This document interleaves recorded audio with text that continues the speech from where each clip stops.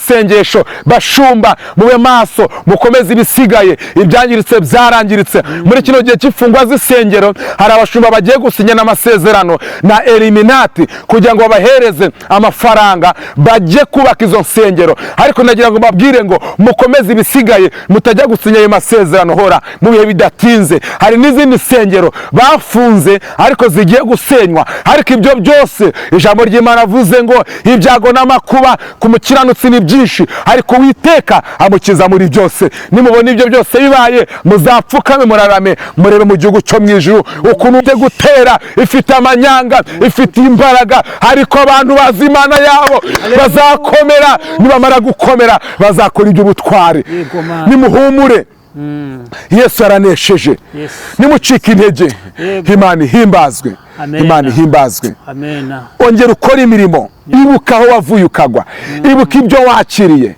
uko umwijima uje kugariza kino gihugu bitewe n'uko umucyo w'Imana abantu bari kugenda bawukumira bitewe n'uko abanyamasengesho bari kugenda bavanwa ku musozi wo gusengerwaho ahubwo ndagusabye kugira ngo usohorweho n'ijambo rivuze ngo abasenga data bakwiye kumusenga mu mwuka no mu kuri n'imisengero zifunze tufite ubundi buryo bwo gusengeramo kankubwire aho abantu bagutereye Imana ijya guhera ubutumwa abantu babona yuko tugiye gupfira Imana ikagusanga Imana ihimbazwe ibibazo ntibikakubera inzira yo gutuma ureka Imana ahubwo ibibazo bijye bikubera inzira yo kujya gusabana n'Imana wongere wizere Imana mu izina ry'Umwami wacu Yesu Kristo rero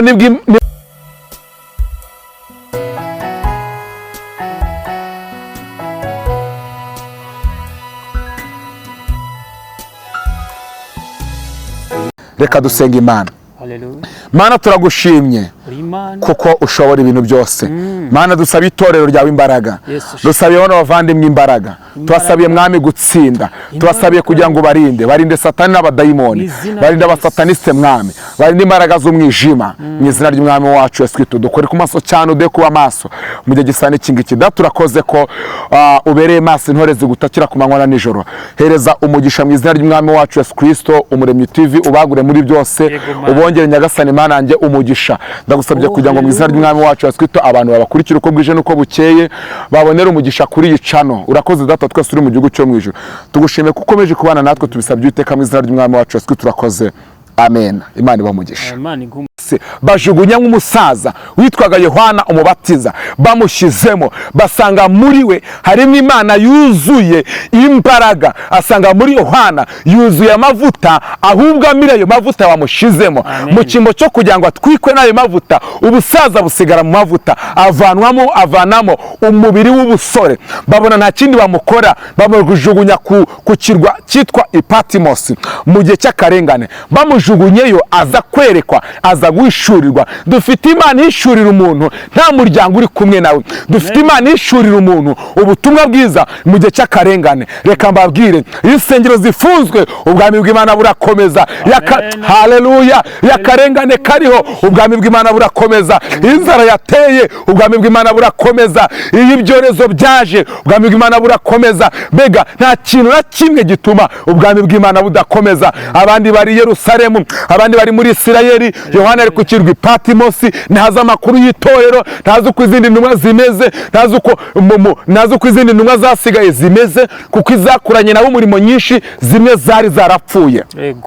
Niba wari usigaye ariko ibyo byose ntiyareba inyamaswa, ntiyareba ubukonje buri ku kirwa, ntiyareba kuntu ari wenyine, ntiyareba imbeho yaho, ntiyareba amazi yaho. Arangije aravuga ngo njyewe Yohana ku munsi w'umwami wanjye nari ndi mu mwuka. Hari kuri Imana dukeneye ibihe ntibikakumaremo imbaraga z'umutima, ibigaragazo ntibikakumaremo imbaraga z'umutima. Wowe uneza amatwi, intambara uri kurwana mu rugo zikumaramo imbaraga z'umutima, intambara uri kurwana mu kazi zikumaramo imbaraga z'umutima, intambara z'ubuzima zikumaramo imbaraga z'umutima. Bibiliya iravuze ngo uwo mwana arakura agwiza imbaraga z'umutima ariko akura mu butayu. Imana ijya yemera ko umuntu agwiza imbaraga ariko akaziguriza mu butayu. Imana ijya yemera ko Dawidi avanwa mu ishyamba bakamusukaho amavuta umwuka w'Imana akajya amuzaho ariko n'ubundi Dawidi agasubira mu ishyamba. Mu izina ry'Umwami wacu Yesu uzuzwa imbaraga z'umutima, ntugambure mu makuba. Ijambo ry'Imana riravuze ngo ntugambura mu makuba gukomera kwe kuri hehe? Ndabizi yuko umwijima uje kugariza kino gihugu bitewe n'uko umucyo w'Imana abantu bari kugenda bawukumira, bitewe n'uko abanyamasengesho bari kugenda bavanwa ku musozi wo gusengerwaho. Ahubwo ndagusabye kugira ngo usohorweho n'ijambo rivuze ngo abasenga data bakwiye kumusenga mu mwuka no mu kuri. N'imisengero zifunze, tufite ubundi buryo bwo gusengeramo. Tugomba gusengera mu mwuka, tugomba gusengera no mu kuri. Ijambo ry'Imana riravuze ngo musengeshe umwuka iteka mu buryo bwose bwo gusenga. Tuzasenga Satana abyemera, tuzasenga Satana atabyemera, tuzasenga mu bihe bikomeye, tuzanasenga no mu bihe byoroshye, kuko ijambo ry'Imana ridusaba gusenga ubudasiba. Yohana ari ku kirwa Patimo ntiyirebera mu bibazo, ntiyirebera mu makuba, ntiyirebera mu rupfu bene wabo barimo bapfa bishwe n'akarengane kari kubaho muri icyo gihe. Arerekwa sasa, mu kwerekwa nibwo Imana yafashe igitabo kivuye mu kuboko kwayo kw'iburyo igihereza umwana wa Yesu Kristo. Yesu afata icyo gitabo akivana mu kuboko kw'iburyo kw'Imana. Niyo mpamvu ijambo ry'Imana rivuze ngo nuko araza afata icyo gitabo akivana mu kuboko kw'iburyo kw'Imana. Afata icyo gitabo amena ibimenyetso bigifatanishije, ahamagara marayika ukomeye cyane witwa Metatroni. Uyu marayika w'Imana niwe arangije afata ubwo butumwa abuhereza Yohana. Abwira Yohana ngo andikira amatorero arindwi ari muri Aziya. Reka nkubwire, aho abantu bagutereye Imana igiye guhera ubutumwa. Abantu babona yuko ugiye gupfira Imana ikagusanga. Imana ihimbazwe. Ibibazo ntibikakubera inzira yo gutuma ureka Imana, ahubwo ibibazo bijye bikubera inzira yo kujya gusabana n'Imana. Wongere wizere Imana mu izina ry'Umwami wacu Yesu Kristo. Rero nibwo Yesu yamuhaye ubutumwa, aramubwira ngo wandikire marayika w'itorero ry'i Sarudi umubwire aya magambo. Uyu marayika w'itorero ry'i Sarudi yari umushumba w'iryo torero ryari riri muri ako gace kitwaga Sarudi. Noneho bahita banahitirira iryo torero.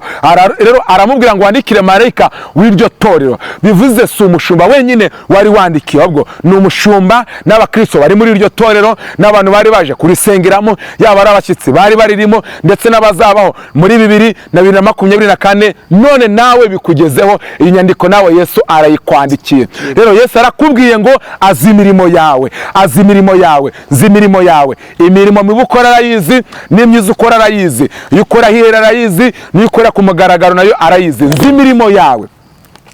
Nuko ufite izina ry'ukuri nyamara ukaba uri intumbi. Mu madini barakwemera, bagukomera amashyi, uraririmba, urahanura, indi murazivuga, urerekwa, urarondora, doko ibitangaza urabikoreshwa. Ufite izina mu biri bene so ry'ukuriho, ariko imbere yanjye ukaba uri intumbi. Buri igikeri cyagongeye mu muhanda kiba ari intumbi. Rero umuntu w'intumbi mu buryo bw'umwuka ni umuntu usenga ariko udafite umwuka wera. Ufite izina ry'ukuriho nyamara ukaba uri intumbi. Nuko rero jya uba maso, ukomeze ibisigaye bigiye gupfa, kuko nabonye ko ari nta mirimo mwakoze. Hari imirimo wagiye ukora mwene data, uyikora ku mugaragaro, uyikora ku karubanda, uyikora ngo abantu bakurebe, uyikora ngo abantu bagushime. Indi mirimo urayikora abantu bayikoreyeho baguhemukiye, uritotomba. Ariko Yesu aravuze ngo none iyo mirimo wakoze warayangije, kuko ijambo rivuze ngo ntimugakore ibyiza byanyu imbere y'amaso y'abantu kugira ngo babarebe. None rero igihe wangije n'igihe wononye, Yesu aravuze ngo ba maso, ukomeze ibisigaye nabyo bigiye kwangirika. Reka mbabwire, hari ibintu byinshi byononekaye, hari ibintu byinshi byangiritse, ariko n'ibindi bigiye kwangirika nimutabirinda. Banyamasengesho, bashumba, mube maso, mukomeze ibisigaye. Ibyangiritse byarangiritse. Muri kino gihe cy'imfungwa z'isengero hari abashumba bagiye gusinyana amasezerano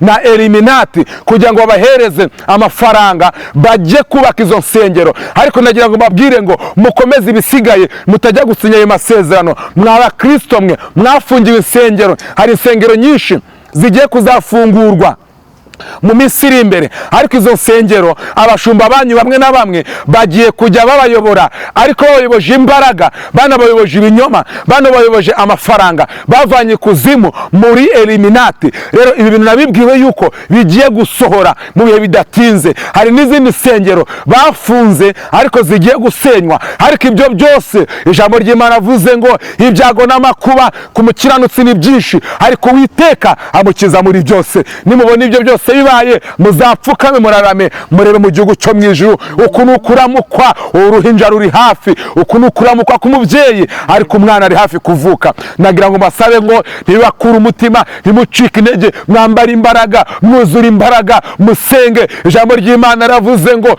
iyo nyamaswa ihabwa kurwanya abera no kubanesha. Irimo irarwana, ifite gutera, ifite amanyanga, ifite imbaraga, ariko abantu bazi Imana yabo bazakomera. Nibamara gukomera bazakora iby'ubutware. Nimuhumure, Yesu aranesheje. Nimucike intege, Imana ihimbazwe. Imana ihimbazwe.